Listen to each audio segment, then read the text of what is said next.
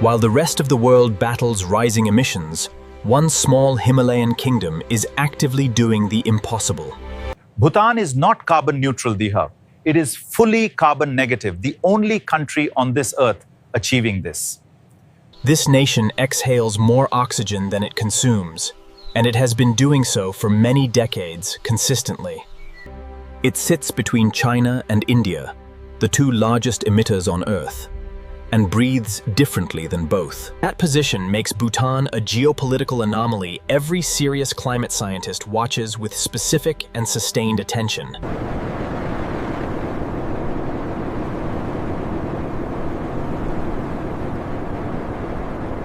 Tiger's Nest Monastery clings to a cliff face at 3,000 meters above sea level in Paro Valley.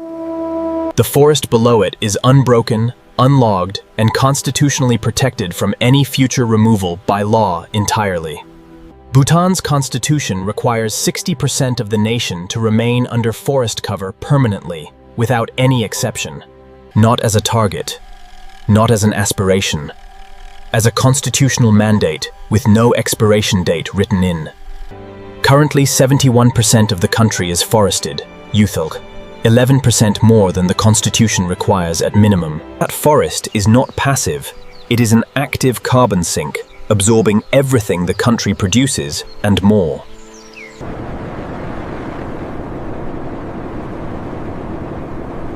The decision meant nature was assigned a value industrial accounting systems had never previously placed on any landscape. Air quality, forest cover, and spiritual well-being are weighted alongside economic output in every national policy decision. This is not philosophy, Yunder. It is the operational framework of every single ministry and every budget allocation here. The concept sounds idealistic until you see the data. 9 million tons absorbed against only 2 million emitted. That gap, 7 million tons of net negative carbon, is Bhutan's direct contribution to a warming atmosphere. Most countries talk about reducing their footprint. Bhutan absorbs other countries' footprints alongside its own entirely. The forests that make this possible cover steep terrain, from subtropical valleys to alpine grasslands above the tree line. Blue pine and fir forests at altitude give way to mixed broadleaf forests in the middle valleys below. The subtropical foothills hold dense jungle where Bengal tigers and golden langurs move freely through protected corridors. These corridors are constitutional territory that no development plan can legally enter or alter in any way. A country of 800,000 people decided that nature would not be negotiated away at any price. That decision requires constant defending against the economic pressures reaching every developing nation in the modern world. Bhutan defends it through its governance model, its tourism policy, and the values it teaches its children. The Himalayas do not explain Bhutan's carbon negativity. 50 years of deliberate human choices explain it entirely. Bhutan absorbs 9 million tons of carbon dioxide annually through its forests, wetlands, and river valley ecosystems. We are here to understand how a kingdom this small made a decision this large and has kept it. It emits 2.5 million tons Mayun. A 6 million ton gap actively sustains the carbon sink. The math of carbon negativity depends on keeping the forests standing and keeping the industrial base deliberately small. The sequestration rate increases with altitude. The high-altitude dense forests are the most efficient carbon stores here. Jigme Dorji National Park covers 4,200 square kilometers of unbroken forest and high glacier terrain.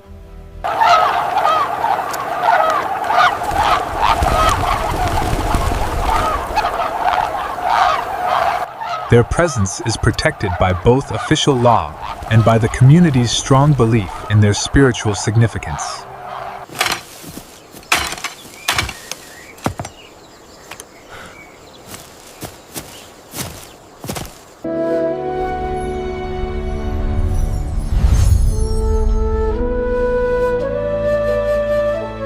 Without corridors, protected areas become isolated islands, effective alone but fully disconnected as one living ecosystem.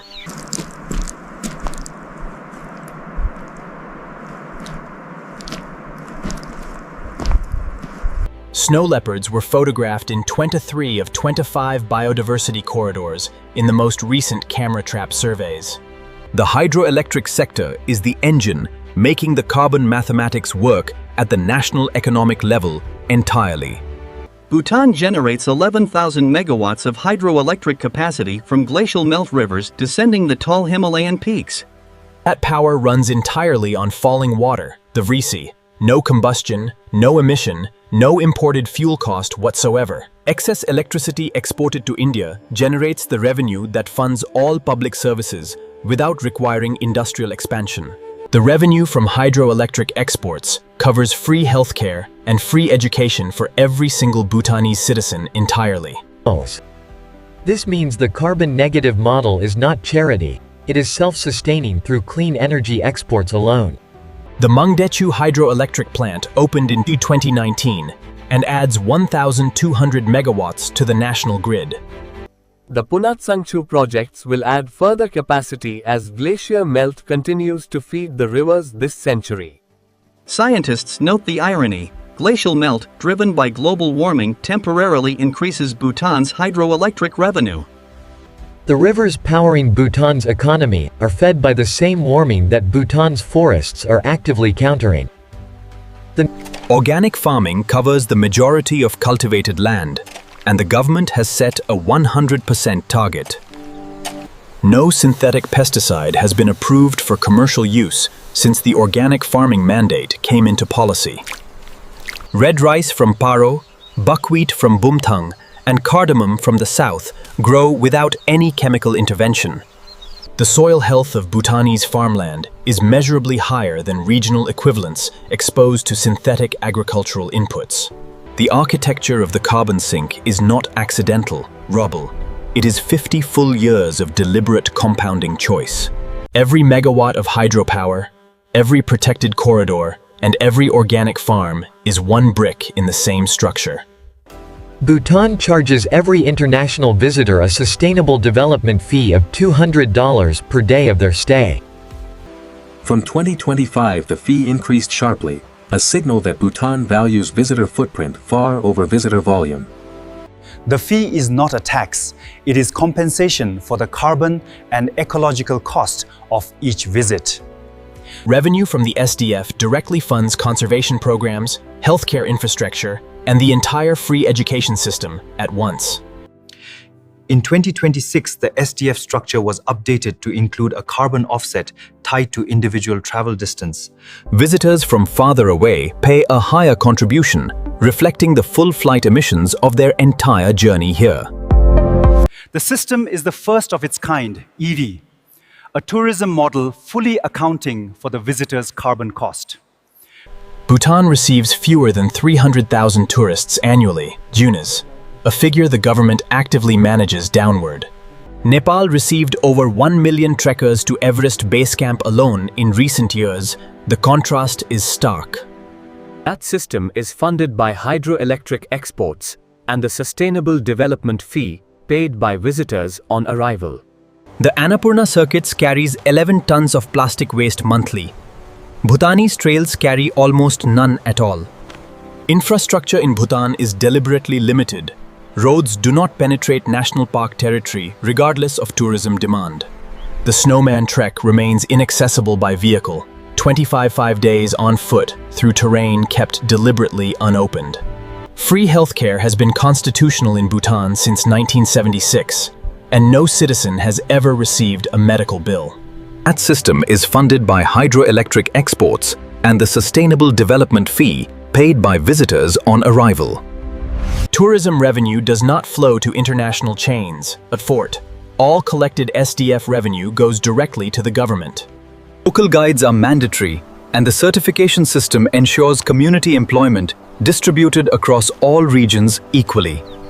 Hotel infrastructure is locally owned, and architecture must meet traditional Bhutanese design standards required by law.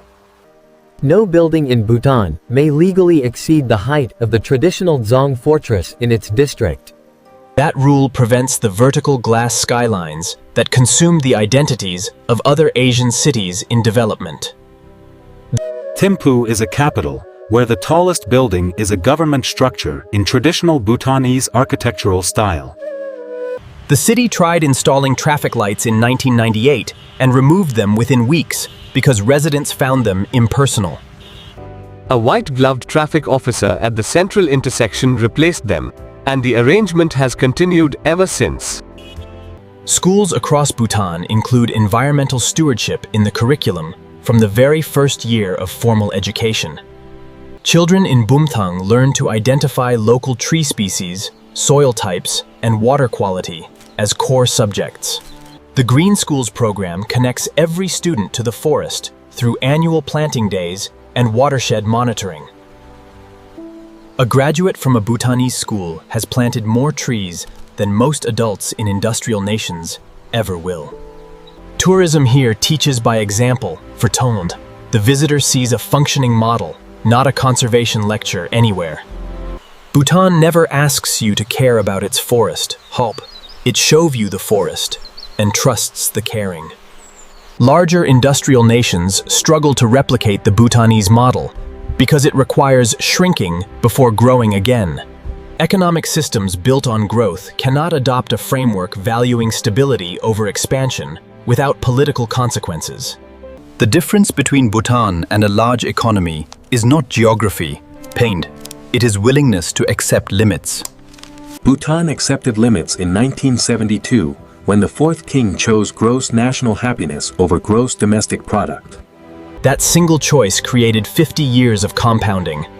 Forests grew larger while the region's forests largely shrank. The Gelephu Mindfulness City, announced in 2023, is Bhutan's most ambitious sustainable urban development experiment yet. The city is planned for 100 square kilometers near the Indian border at Gelephu in the south. It is designed to run on renewable energy with a permanent forest buffer zone integrated into the plan. No combustion vehicle will be permitted within city limits. The entire transport system will run on electricity. The national fleet transition to electric power began in 2022 and accelerated through 2026 with government subsidies. Bhutan imports no oil to Talading. Every combustion vehicle on its roads remains a continuing foreign policy contradiction.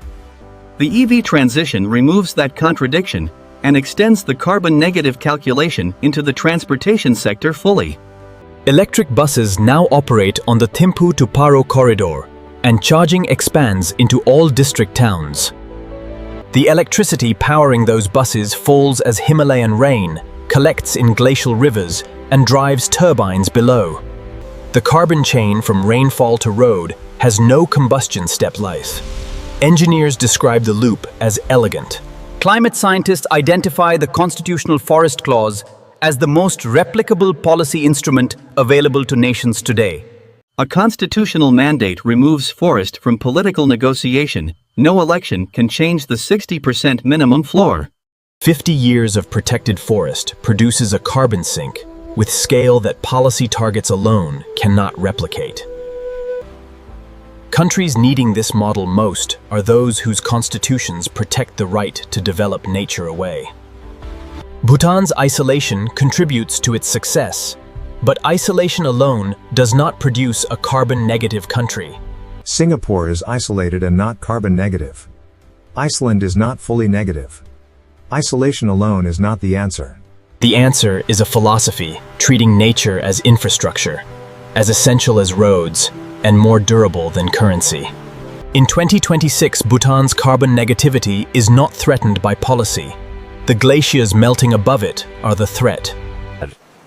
The glaciers feeding the rivers, powering the hydroelectric plants funding the country, are receding each measurable year.